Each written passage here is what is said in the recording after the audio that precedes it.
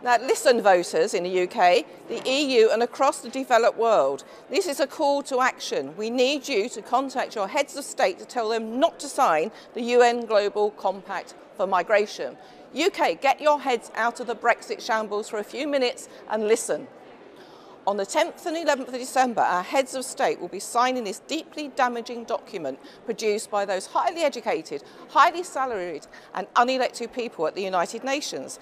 They have produced this compact that will silence free speech, media freedom, and if you think you're in control of your borders, think again. This compact backs the EU and the UN's aim to flood our nations with 59 million migrants by 2025. Yes, you heard right, 59 million migrants by 2025. Yes, the clock is ticking. It's nearly 2019, just 6 years to go. Why are they doing this, I hear you ask? Because in the year 2000, these numpties came up with the idea that our populations were declining and therefore needed replacing. But how things have changed. EU unemployment is at a record high.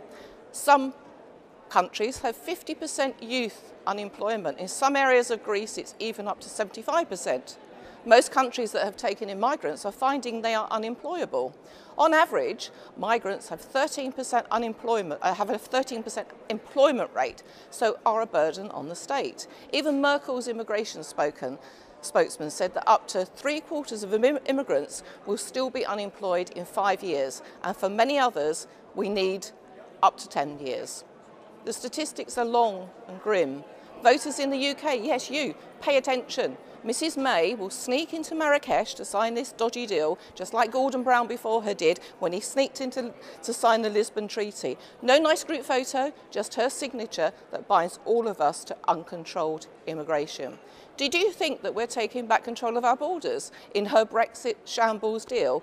Think again. Remember, the UN and the globalists want to flood our continent with 59 million migrants by 2025. Mrs Merkel is sound on this subject. She says nation states should be prepared to give up sovereignty and it is nationalistic not to sign. So UK citizens, did you think that Brexit means taking back control of our sovereignty?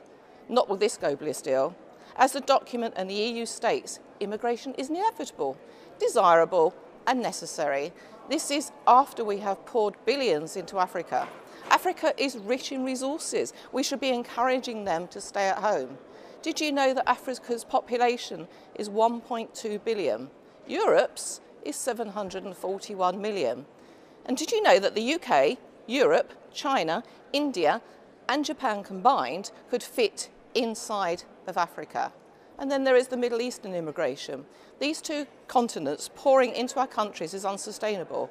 In the compact, there is no provision for how much this is going to cost, the infrastructure needed, yet they bang on about climate change, sustainability and overcrowding. And there is the complete absence of democratic deficit of this compact. No one asked the voters whether we wanted this. No one asked us if we wanted our culture and identity crushed. And why? Because they know they would never get this past the voters. And then there is the serious question of free speech and how we refer to migrants, refugees and asylum seekers. In their eyes, they're all one. Children will take precedence. Sounds sensible.